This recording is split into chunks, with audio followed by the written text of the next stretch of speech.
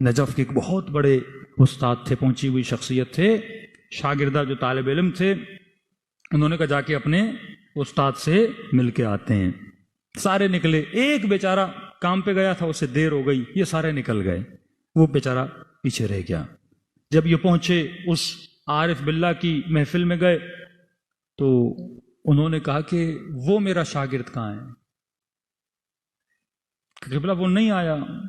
کہ استاد اس کو یاد کرنے لگے کہ اس وقت اس نے امام زمانہ کو راضی کیا ہے، کل رات اس سے اس کا امام راضی ہوا ہے، جس کے دیدار کے لیے مولا مشتاق ہیں وہ کہاں ہے، میں اسے دیکھنا چاہتا ہوں. کہ ہم سارے پریشان ہوئے. اگلے دن وہ پہنچا، اس سے پوچھا کہ استاد آپ کو یاد کر رہے تھے اور آپ کا بڑا اجر بتا رہے تھے، تم نے ایسا کیا کیا؟ ہم تو سارے ایک جیسے ہی ہیں، نماز ہو تہجد ہو سب ماشاءاللہ مل مل کر پڑھتے ہیں، لیکن ایسا کیا مقام ہے؟ کہا کہ کل میں آ رہا تھا تو جس گاڑی میں سفر کر رہا تھا، راستہ وہ دریا کے ساتھ تھا، ایک مچھیرا جو مچھلیاں شکار کرتے ہیں وہ بھی آ کے میرے ساتھ بیٹھ گیا. اب ظاہر ہے جو مچھلی کا کام کرتے ہیں ان کے بدن سے بدبو بہت آتی ہے. اب ان بیچاروں کو تو کام کر کے عادت ہو جاتی ہے، اس بدبو کی بھی عادت ہو جاتی ہے. کہ جیسے میرے ساتھ بیٹھا میرا سر پھٹنے لگا اس کی بو سے. نیند بھی مجھے شدید آ رہی تھی، پہنچنا بھی تھا استاد کے پاس. شدت نیند کی، اب بندہ شدید نیند میں، وہ کہتے ہیں جن لوگوں کو نیند آتی ہے وہ سولی پر بھی آ جاتی ہے اور کبھی کبھی مجلس میں بھی آ جاتی ہے. تو کہا شدید مجھے نیند آ رہی تھی، کروں تو کیا کروں؟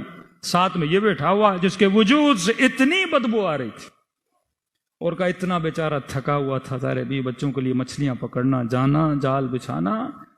اتنے میں اسے نیند آئی اور سیدھا کے میری گود میں گر گیا. ایک دور سے بدبو آ رہی تھی، اوپر سے میرے اوپر گر گیا. اب میں نے کہا اسے اٹھاؤں، بولوں بھائی ادھر سو جاؤ، تم میری نیند خراب کر رہے ہو؟ میں نے کہا نہیں، اللہ کا بندہ ہے، تھکا ہوا ہے. ہاں، ایک دن تو نہیں سوئے گا تو کیا ہوگا؟ کس کی خاطر؟ اللہ کے بندے کی خاطر. کہ اتنی نیند آ رہی تھی لیکن میں نے اسے جگایا نہیں تاکہ یہ آرام سے سوتا رہے. کیوں خدا علی کے سونے کو خریدتا ہے؟ ہاں، وہ علی ابن ابی طالب جس کو راتوں کو سونے کی عادت نہیں تھی، لیکن شب ہجرت جیسی نیند علی نے کی، زندگی میں ایسی نیند علی کو نہیں آئی. کیونکہ وہ نیند علی اپنے لیے نہیں کر رہے تھے، رسالت کی جان کو بچانے کے لیے کر رہے تھے. اللہم صلی علی محمد وعجل فرجہم. صلوات اللہ.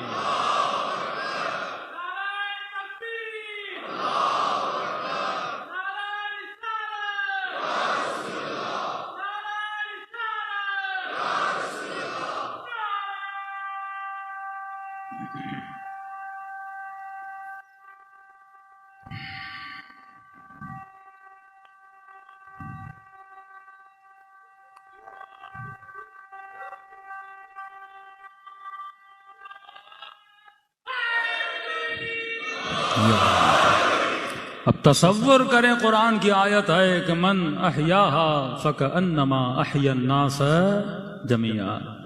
جس نے ایک انسان کو یا ایک انسان کی جان بچائی گویا پوری کائنات کی جان بچائی. کتنا مقام ہوگا مولا علی کا جس نے محمد کی جان بچائی. وہ محمد جو پوری کائنات کو ہدایت دے، علی نے ہادی کائنات کی جان کو بچایا ہے. یہ مقام ہے آپ کے مولا علی ابن ابی طالب کا. تو تہذیب نفس کے لیے جو پہلا ضروری ترین قدم ہے، یعنی اگر آپ راہ انسانیت میں چلنا چاہتے ہیں، اب آپ کو پتا چل گیا انسان کیا ہے، اب آپ تربیت کرنا چاہتے ہیں. کئی اوقات یہ ہوتا ہے ہم علم تو لے لیتے ہیں لیکن علم پہ عمل نہیں کر پاتے. عالم بے عمل، علم لے لیا لیکن عمل نہیں. عمل کیوں نہیں ہے؟ کیونکہ ہمارے اندر استقامت نہیں ہے. یہ پاور ہونا چاہیے، پاور آف بریک. مطلب میری گاڑی میرے کنٹرول میں ہو، کسی اور کے کنٹرول میں نہ ہو. میرا غصہ میرے کنٹرول میں ہو، لوگوں کے کنٹرول میں نہ ہو. آج 80% لوگوں کا غصہ ان کے کنٹرول میں نہیں ہے. لوگوں کے کنٹرول میں. کوئی گالی دے کے مجھے غصے میں دلاتا ہے, کوئی میرا مال کھا کے مجھے غصہ دلاتا ہے. غصہ ضروری ہے لیکن بجا ہونا چاہیے, بوقت ہونا چاہیے. غصہ بھی نعمت خدا ہے لیکن کنٹرول اور حدود میں ہونا چاہیے. مولا فرماتے اگر اللہ تجھے غصہ نہ دیتا تو کیسے اپنے ناموس کا دفاع کرتا؟ اللہ غصہ نہ دیتا تو کیسے جہاد پہ جاتا؟ اللہ غصہ نہ دیتا تو کیسے کسی چور کا مقابلہ کرتا؟ یہ غصہ ہے, لیکن غصے کو کس راہ میں استعمال کرنا ہے یہ حیوان کو نہیں پتا. یہ تو تعلیم حاصل کرے گا, تجھے علی بتائیں گے. کئی لوگ کہتے ہیں مولا علی نے تلوار کیوں نہیں اٹھائی, علی کے گھر پہ حملہ ہو گیا. یہ مفتی, یہ مولوی بار بار بولتے ہیں جن کے اندر تہذیب نہیں, جنہوں نے انسانیت کو سمجھا نہیں. کہتے ہیں تیرے گھر پہ حملہ ہو جائے کیا تو تلوار نہیں اٹھائے گا؟ کسی نے کہا بھائی کیوں نہیں اٹھائیں گے, ہمارے گھر پہ حملہ ہو جائے ہم تلوار اٹھائیں گے. کہا پھر علی نے کیوں نہیں اٹھائی؟ یہ شیعہ علی کی توہین کر رہے ہیں. تو توہین علی کر رہا ہے کہ علی کو خود سے ملا رہا ہے. تو کیا سمجھتا ہے علی ابن ابی طالب کی سوچ تیری طرح ہے. تجھے کوئی گالی دے تو جواب دے گا, علی نہیں دے گا. جس رات علی نے اپنی رضائیں خدا کو بیچ دیں, اب علی وہی کرے گا جو علی کا خدا چاہے گا. وہ اپنی ذات کے لیے تو کبھی لڑے ہی نہیں کہ مولا یہ کہیں کیونکہ میری بیوی کو مارا ہے میں ماروں گا. قطعاً. پھر علی مشورے کیوں دے رہے تھے؟ اسلام کی خاطر, بقاء دین کی خاطر, کیونکہ ہدف زندگی اہل بیت یہی ہے کہ دین بچے. مولا فرماتے اگر اس دن میں خلافت کو قبول نہیں کرتا تو علی کو ڈر تھا یہ حسن و حسین کو مار دیں, سلسلہ امامت کٹ جاتا. کیا پتا مولا تلوار اٹھاتے کیا ہوتا. کسی جگہ پہ صبر کیا جاتا ہے, کسی جگہ پہ جنگ کی جاتی ہے, حالات کو دیکھا جاتا ہے. 20 لوگ آپ کو مارنے آئے, 100 لوگ آپ کو مارنے, اور وہاں پہ آپ لڑنا شروع کر دو. آپ کو پتا ہو کہ میں کتنا بھی لڑوں آخر میری جان چلی جائے گی. تو انسان اپنی عقل مندی سے قدم اٹھاتا ہے.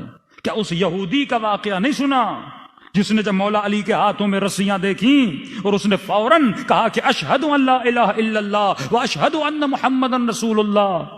لوگوں نے کہا تم نے اب کلمہ کیوں پڑھا؟ نبی نے اتنی تبلیغ کی تم نے کلمہ نہیں پڑھا. کہا میں شک کی حالت میں تھا. کہ یہی علی ہے جس کو میں نے خندق میں لڑتے ہوئے دیکھا, میں نے خیبر میں لڑتے ہوئے دیکھا, جس نے ہمارے بڑے سے بڑے بہادروں کو بچھاڑا, عرب کے بڑے سے بڑے بہادروں کو فنار کیا. لیکن آج علی ایسے کھڑا ہے جیسے علی نے زندگی میں کبھی تلوار نہیں اٹھائی, جیسے علی کو لڑنا ہی نہیں آتا. کہ بس مجھے یقین ہو گیا کہ علی کے ہاتھوں کو علی کنٹرول نہیں کرتے, علی کا خدا کنٹرول کرتا ہے. یہ ہاتھ اپنی مرضی سے نہیں اٹھتے, یہ ہاتھ اللہ کی مرضی سے اٹھتے ہیں. جب سنتے ہو کہ سلمان 10ویں درجے پر, ابو ذر 7ویں درجے پر, سمجھو تو صحیح درجات کا مطلب کیا ہے. روایت کے جملے ہیں کہ مولا کو لینے آئے تھے, ابو ذر نے اٹیک کیا, زبیر نے اٹیک کیا کہ علی کو لینے آئے ہو, علی کے ہاتھوں میں رسی ڈالو گے, علی کے گھر پہ حملہ کر رہے ہو. زبیر کا سر دروازے کی چوکھٹ پہ لگا, وہی بے ہوش ہو کے گر گیا. ابو ذر نے حملہ کیا ایک مرتبہ, کیونکہ ابو ذر جلالی صفت تھے. ایک مرتبہ ابو ذر نے سلمان کو ٹوکا کہ سلمان تو جگہ جگہ علی کے پیچھے ہوتا ہے, آج تیری غیرت کو کیا ہوا ہے کہ علی پہ حملہ ہو رہا ہے اور تو خاموش کھڑا ہے. ایک مرتبہ سلمان نے کہا ابو ذر یہی تو تجھ میں اور مجھ میں فرق ہے, تو فوراً تلوار نکالتا ہے, لیکن سلمان کی نگاہ علی کے ہاتھوں پر ہے. اگر علی تلوار نکالیں گے تو سلمان تلوار نکالے گا.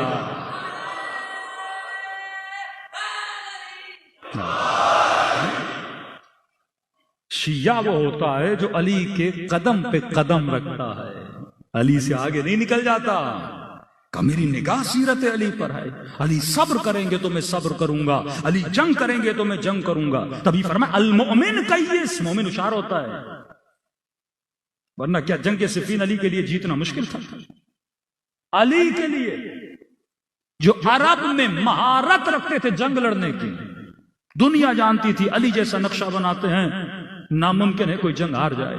یہ جتنے خلفاء روم کی جنگیں, جتنی جنگیں لڑے, مشورے کون دیتا تھا؟ علی ابن ابی طالب. ایران کی جنگ ہارنے والے تھے, روم کی جنگ ہارنے والے تھے, وہ ہاتھی لے کر آئے. عرب نے زندگی میں ہاتھی نہیں دیکھا تھا. کہنے لگے ہم تو ہار گئے، ہم کیا کریں گے؟ مولا نے مشورہ دیا کہ ہاتھی دوہیں سے بھاگتا ہے، دوہاں کرو تاکہ ہاتھی بھاگ جائیں، ورنہ روم کے ہاتھی ان کو کچل کے رکھ دیتے۔ مشورے کس نے دیے؟ علی نے دیے۔ کیلوں کا مشورہ علی نے دیا، جنگ میں جیتنے کا مشورہ علی نے دیا۔ کیا مولا کی کوئی لالچ تھی یہ جنگ جیت جائیں گے؟ علی کو کیا ملنا تھا؟ جنگیں انہوں نے کی، مال غنیمت انہوں نے لیا، مالدار یہ بنے، پیسے والے یہ بنے، مولا کو کیا ملا؟ علی تو کبھی باغ میں کام کرتے تھے، کبھی جا کر کنویں کودتے تھے، کبھی کھیتی باڑی کرتے تھے، کیونکہ انہوں نے کبھی اپنی ذات کے نفع کے لیے کچھ نہیں کیا۔ پھر کہتے ہیں جب خلافت پر آئی فتح کا اگر ان کا حق تھا تو علی نے واپس کیوں نہیں لیا؟ اسی لیے نہیں لیا کیونکہ واپس لیتے تو تم کہتے علی لالچ کی وجہ سے حکومت میں آیا ہے۔ حکومت میں آنے کے بعد بھی مولا نے فتح نہیں لی۔ کیوں لوں گا تو دنیا کہے گی اسی حسرت میں تھے علی، اسی وجہ سے خلافت مانگ رہے تھے کہ ایک پلاٹ مل جائے، زمین مل جائے، ٹکڑا مل جائے۔ خبردار، یہ تمہاری دنیا علی کے نزدیک مچھر کے پر کے برابر بھی نہیں ہے۔